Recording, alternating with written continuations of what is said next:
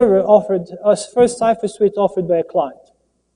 However, more worryingly, looking at those that did choose to exercise their choice, and that's what the table in the left lower part is, we can see that at the top of the list we have two RC4 ciphers, which are pretty good.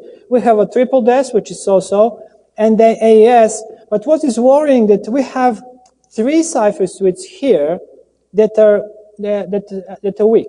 We have one with just a 56-bit DES encryption, and we have two further cipher suites which use weak key exchange and also use weak encryption. So what is worrying here is that these servers are actually actively choosing a bad cipher suite. So what leads me to conclude, at the moment, it's actually better to leave cipher suite selection to clients, because what I've seen in this survey so far is that browser vendors are actually far better today at choosing which protocols and which cipher suites to support.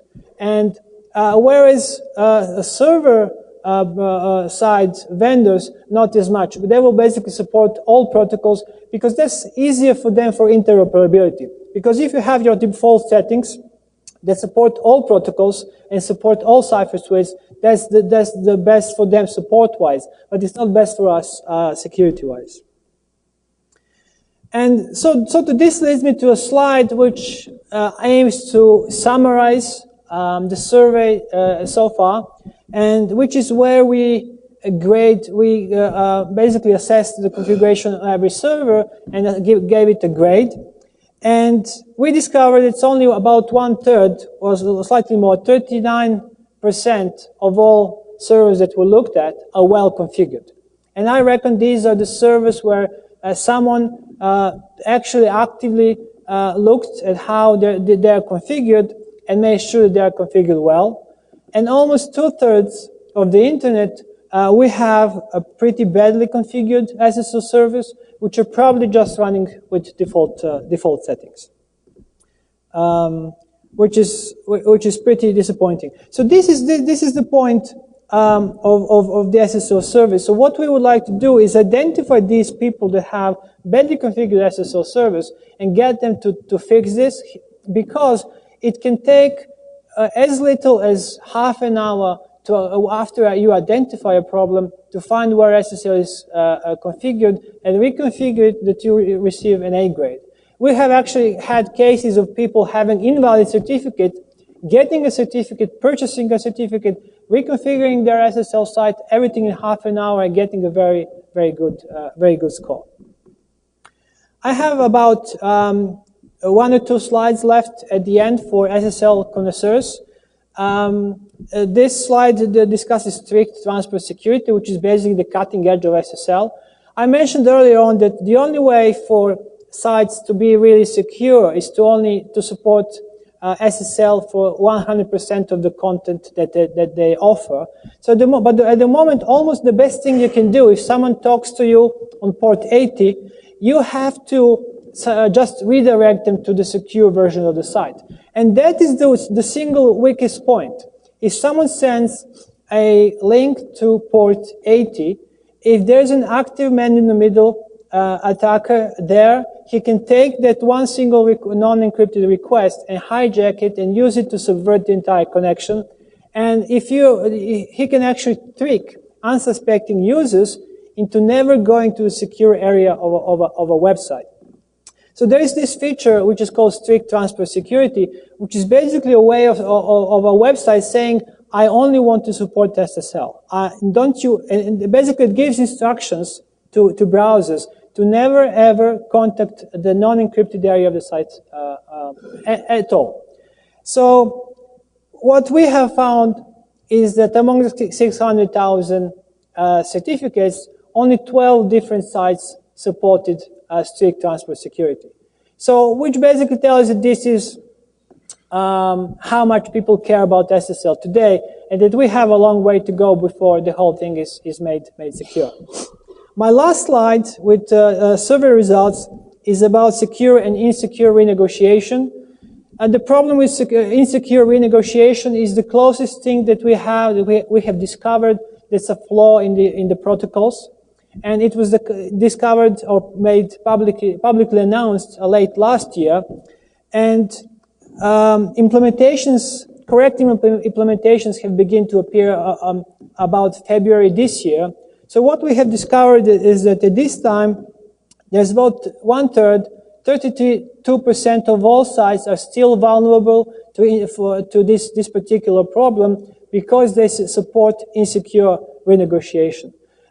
Because I conducted several studies actually over a period of a couple of months, I can tell you that servers are currently patched at a rate of about 4% a month. So if you look at these charts, it's going to be at least 6 months before all the servers are patched. Well, that's probably never, all servers are probably never going to be patched, but it's going to be at least 6 months, maybe to a year, before we arrive to a reasonably secure state. So the other servers either do not support renegotiation, which is also secure if you can afford to turn it off, although not all sites can, and about 20% of sites actually support secure renegotiation. So those were the results of my study. I have a conclusion slide with a couple of thoughts that I want to leave you with, which is basically the good news is that virtually all deployments support good key sizes, good protocols, and good ciphers. The bad news is that most deployments actually support bad protocols, bad key sizes, and bad cipher suites. After 14 years, we still have SSL deployed.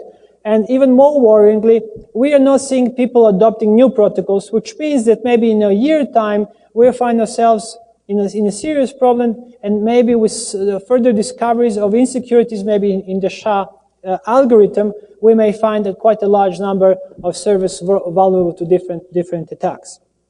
So it basically takes a really long time for servers to be patched.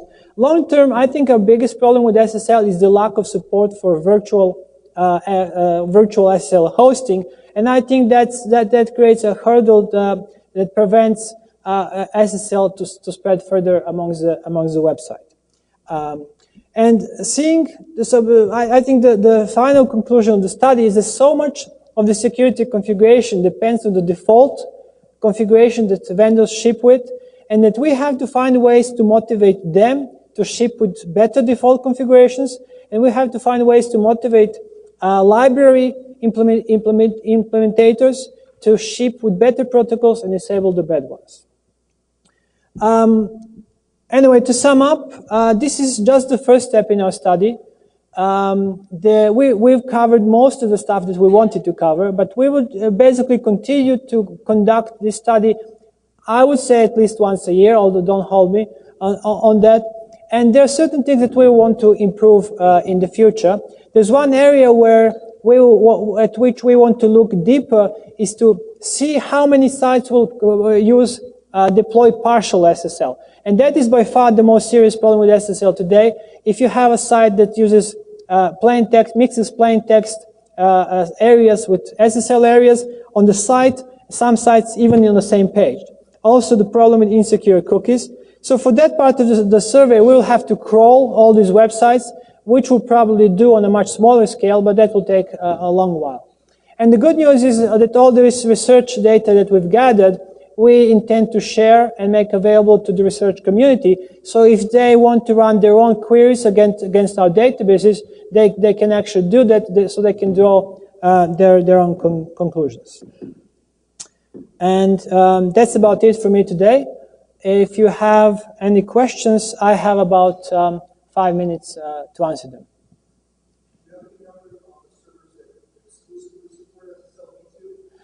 6,320.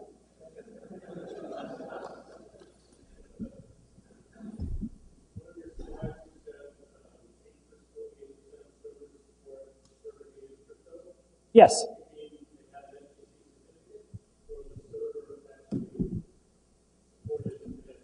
Just the certificate. So we looked into the Netscape variant and the Microsoft ones, and only 8% of the certificates supported it. We didn't test the actual upgrade process.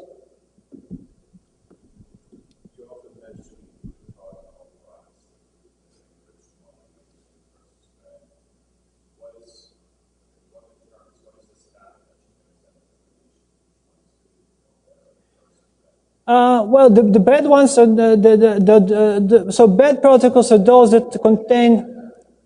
Yes, the question was about which protocols are good and which protocols are bad, and the bad ones that have known weaknesses, and that scientists have identified ways in which, very specific ways in they are weak, and in which they can be subverted. So for these other protocols, they may be weak as well, but we don't know it yet. And that's basically the way with crypto protocols anyway. All protocols are eventually going to be found to be insecure. And so we just have to keep moving on and upgrading to better protocols.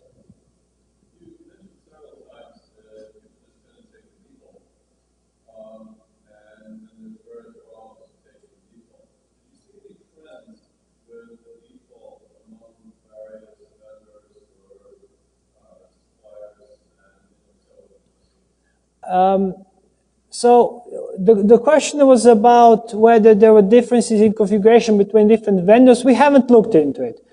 It's very difficult to reliably, it's a minefield, first of all. And second of all, it's very difficult to reliably identify which operating systems and which libraries and which servers are actually running, because they're all configured differently. So we have collected the identifying information for what we could, and we also intend to fingerprint each of the engines running, so we could have more reliable data. But I don't have anything at the moment that I would be happy to release.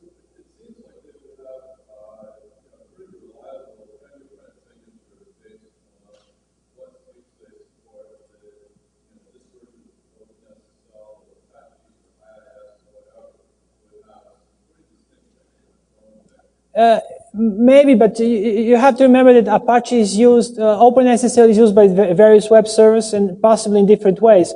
So we couldn't really identify which version of Apache or maybe which distribution of Apache. So Apache running on Red Hat could be configured in one way, Apache running on Debian in another way. So then that's when the numbers will stop making any sense. So that's why we chose not to go into it, at least not at this time. Yes, sir.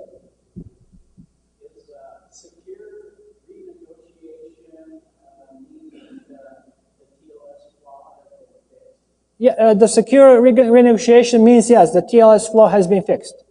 So the implementation has been patched.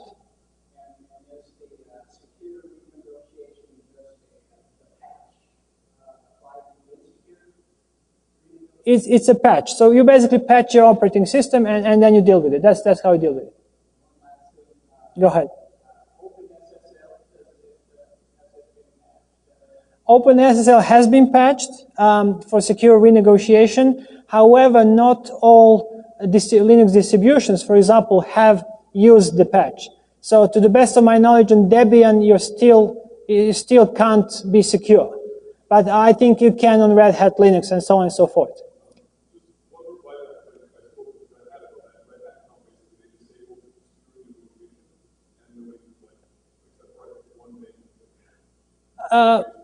Most platforms, their initial response, because it was 6 months before we had a solution for this problem, because the RFC had to be written, and the solution has to be, the committee had to come up with a solution. So the first action was to disable renegotiation. However, there's a very small numbers of sites that actually rely on renegotiation. Usually, if they support varying degrees of security and authentication within the same site.